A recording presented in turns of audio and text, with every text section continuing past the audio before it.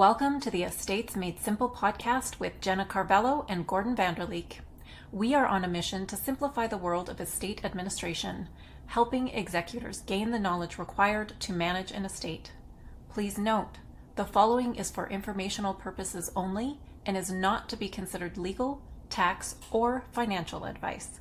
We recommend you seek individualized advice for your unique situation with qualified professionals.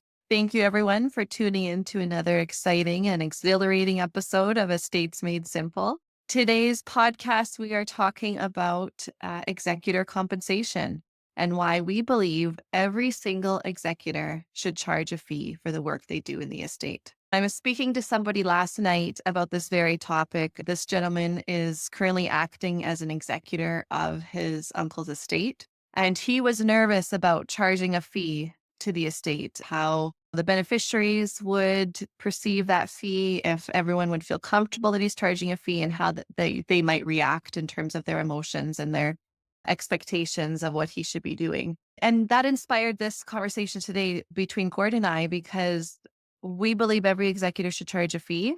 And we just want to give all the executors out there confidence in their position in charging a fee for the work they do in the estate. So we thought we'd start with a little bit of the legal background and the court's guidance in executor compensation. And since we have Gord as the expert lawyer on staff here, I'll leave it to you, Gord, to highlight these for our listeners. Yeah, thanks for that, Jenna. Always fun to tackle another topic in the estate administration area.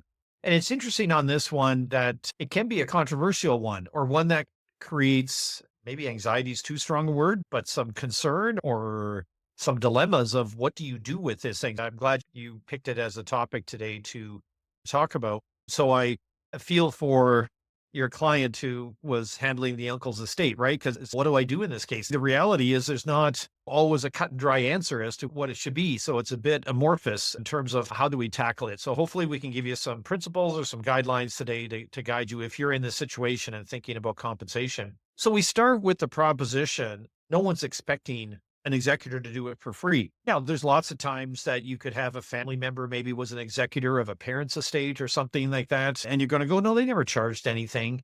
So sometimes it leads to this, I think, false sense of you're supposed to do it for free, or it's a position of honor. Why should you charge? But as we go into it, I think we'll see today that it is appropriate to charge a fee. For those who simply do not want to take it as a matter of principle, I always recommend at least keep track of your expenses, because maybe those out-of-pocket expenses you can get reimbursed even if you're not going to charge a fee. But we start with the principle that you're entitled to compensation for the work that you're doing. And typically that gets resolved on an informal basis, and the courts are always available to resolve disputes. We can talk about that a little bit later on, but there's many facets, I think, to the concept of, well, why should the person be charged? But much like the delivery of any other service, there's quite a bit involved, right? In doing the work. And hopefully for regular listeners of the podcast, we can realize that sometimes the estate administration is not always as simple as it does seem. So I think from that perspective, you're entitled to compensation.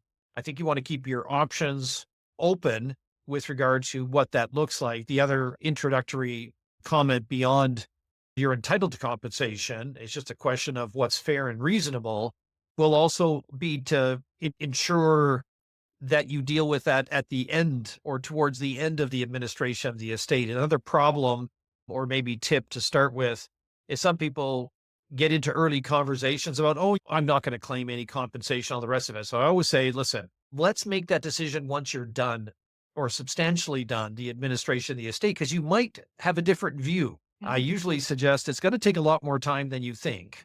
And we don't know if there's going to be bumps in the road or disputes or difficulties or court applications or challenges with CRA or tax issues or litigation. So rather than predicting the future, hold the thought and let's deal with the compensation when you're done. And then you can decide, am I going to waive my right to compensation and not charge, or what is the correct amount to be charged? But I think it's fair to charge something. So I'm agreeing with you to say it's a lot of work. No one else is it's rare to find a person who's going to do it for free. It's an option, I guess. It's their choice, but it starts with you're entitled to it and you can waive it. But I think it's appropriate to charge it because, quite frankly, it's a lot of work.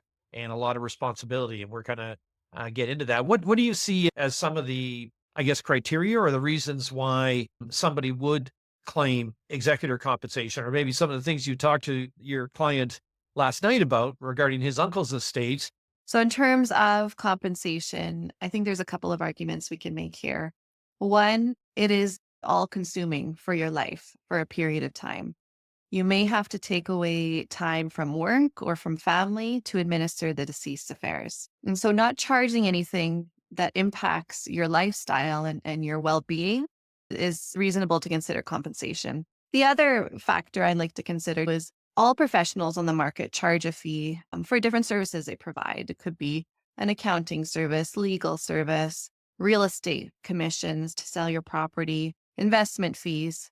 And they charge these because they do a job, there's expertise required, there's time and effort required, and nobody expects them to do it for free. And so even if an executor has never been an executor before, they're still stepping into the shoes of the deceased and wrapping up their affairs, and they're doing a professional's job. And so to just reframe the mindset in the fact that you are taking on this huge role, any amounts you receive is taxable to yourself as income because CRA classifies it as you're doing a job. So compensation should be received for that type of effort and expense in your life. Yeah. I think the other thing, and certainly you see that in my world, is there can be liability, right? If you look at all the areas where there could be personal liability, that translates into it's appropriate to have compensation because you're taking on risk, right? It's not that you can shelter this behind some corporation. If you are the executor, we're thinking about individuals here who are serving in this role, then that's personal liability. And so if you make a mistake, you're responsible for that. And we've talked before about if you don't do the things that you need to, then there could be that responsibility back to the estate, or a court challenge saying, hey, you made a mistake and you caused damages to the beneficiaries. You didn't maximize the value of the estate, or you didn't manage the filing of tax returns, and there's penalties and interest, and you have some responsibility for that. So it starts with that it's personal liability. So I think that when you're looking at it from a risk management perspective, it's appropriate to say you should be compensated for that. Not only because it can be a fair bit of work, and I would add to that, it could take a fair bit of time, right? And you always have to be thinking, what's the next thing I have to do? Am I doing it on time? What are my deadlines? Am I going to miss it? Interacting with all the professionals, whether it's a banker, it's a realtor, it's a lawyer, an accountant. You've got to make investment decisions for the money, dealing with a financial planner, and then any of the problems that arise. And you got to communicate with all the beneficiaries, keep everybody happy, and meet your legal obligations, right? So when you look at it from the perspective of you have a duty of care, there's a standard expected of you that you have to meet. It's appropriate to get compensation. When you look at it, it's hard to quantify that. And somebody says, well, it's more than just filling out paper. There's actual liability. Like your assets are at risk if you don't do a good job. So for that reason, I think it makes sense to have compensation. You're managing somebody else's money. You're in that fiduciary position. And so therefore that's deserving of compensation. So I want to focus, that's a criteria when we look at the liability. And obviously the more complexity there is in the estate, that may translate into greater amount of fees that would be fair and reasonable. But also just want to stress that it's going to take a while. I think it's hard for executors to turn it off, if you will. It's different maybe for a trust company that has trust officers that they have a job and they go to their job and then they leave their job. But even there, I'm sure you took a lot home in your mind in terms of working on files. And that's no different than an executor. It's always in the back of your mind when you're always thinking about it. What should I do about this? And what should I do about that? And some decisions are not straightforward, and therefore it's just there's some stress there. Or what if there's a little bit, you got to manage conflict. If you're somebody who's averse to, you just want to get people to get along, but you got to manage people not getting along. Figure out how to do that in a responsible fashion. It can be an overwhelming or all-encompassing type of job that it's hard to relax from it, if you will, because of the responsibility that's there, particularly if as we hope that executors take it very seriously and they want to do a good job and they want to do the right thing, then it's going to be on your mind. It's hard to park it and not think about it as we're going through. So I think for those reasons that it's certainly appropriate. And that's where there are some metrics out there in terms of what's reasonable for compensation, but it really is dependent upon what each particular estate and what seems fair and reasonable in terms of coming up with that. So you got to look at the various principles. I would cite like the size of the estate, the complexity, how much time and effort you're putting into it. What kind of results did you achieve? Were you able to maximize and get a really good result on the sale of property, for example, and negotiate that? And the expertise you need to bring to the table involving other professionals to help you make appropriate decisions. So when you factor that all in, the problem solving that's required in there, I think those are the principles which would support a fair and reasonable level of compensation. Yeah, and that's an interesting term, fair and reasonable, because I know there's numbers floating out there that lots of people have heard about that an executor should be paid between somewhere 2 to 5% is a very standard thought. But again, it really depends on the factors of the estate. A 5% fee for $100 million estate that's really simple may not be appropriate. Maybe 5% would be appropriate for a $200,000 estate, which is really complex. And so it really depends on the factors, the size, as you mentioned, the complexity and really the expertise required. And so if you're an executor listening to this, we wanted to give you some tips if you are considering charging compensation. So one, Gordon already mentioned, keep track of all of your expenses right from the beginning. Keep track as well of your time and your tasks completed. Because if you choose to charge compensation, having that list and record will definitely help in the argument towards the fee that you're proposing. And I would also say get advice from an expert on the appropriate compensation. Sometimes having a recommendation from a lawyer to share with the beneficiaries is a helpful piece of document to support what you are charging. And then also in terms of timing of the request for compensation, I know Gordon, you alluded to it as well, is that perhaps later on in the administration would be an appropriate choice. And I really like doing a compensation proposal at the time of distribution to beneficiaries. If each beneficiary gets to see how much they're receiving at this interim or final distribution, all of the accounting that you've done, all of the work that you've done, and as well as the fee that you're charging, I think it's a really nice package to present to them. And if they accept, then they're able to get their share of the estate a little bit faster too. So it motivates them to make that decision in one way or the other. Yeah, I think typically on a schedule of distribution, it would include here's the proposed compensation. You would detail that, even if it's just here's my out of pocket expenses, then you account to the beneficiaries for that, plus here's the compensation.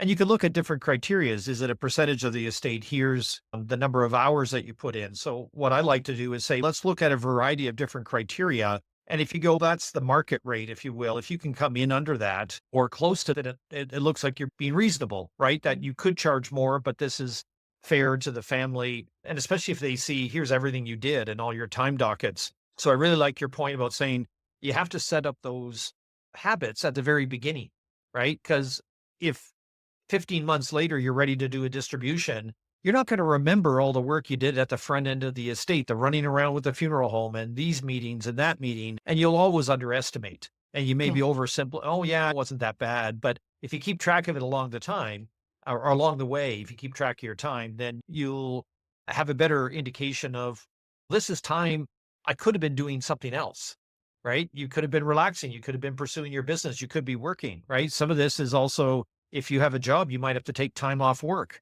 maybe without pay or use vacation time to deal with things on the executor. So there's that opportunity cost. So I think that gets back to the overarching principle of it's reasonable to ask for compensation and keep it reasonable, right? And then hopefully the beneficiaries see that way. And ultimately, this area is typically resolved by the beneficiaries consenting to the proposal for compensation. And on that basis, then signing a release and it's all been approved. And doing that at the end when the work is substantially done. And that's typically when you're doing a distribution, right? When you've resolved issues, you know that you've dealt with most of it.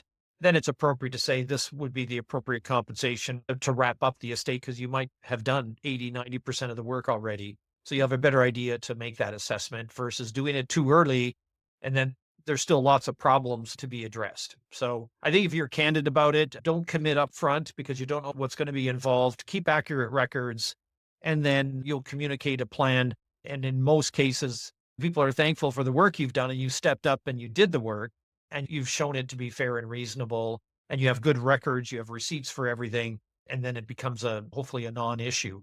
It's usually when there's been other problems, that's when the compensation becomes an issue. So doing a good job along the way is important as well, because if there was some negligence or some mistakes, that's going to go to the issue of what's fair and reasonable for compensation, or you may not be entitled to it if you made a mess of it. So getting the professional advice to make sure you're doing things the way you should will support your claim for compensation, because that'll presumably minimize any risks associated with making mistakes. Well, I think those are some great final comments, Gord. Thank you, everyone, for listening today. We hope this provides some support in your endeavors to get compensation. We definitely support you in that. If you would like to further chat or ask about your particular case, feel free to reach out to us. And we look forward to seeing and hearing from you next time. Thank you very much, everyone.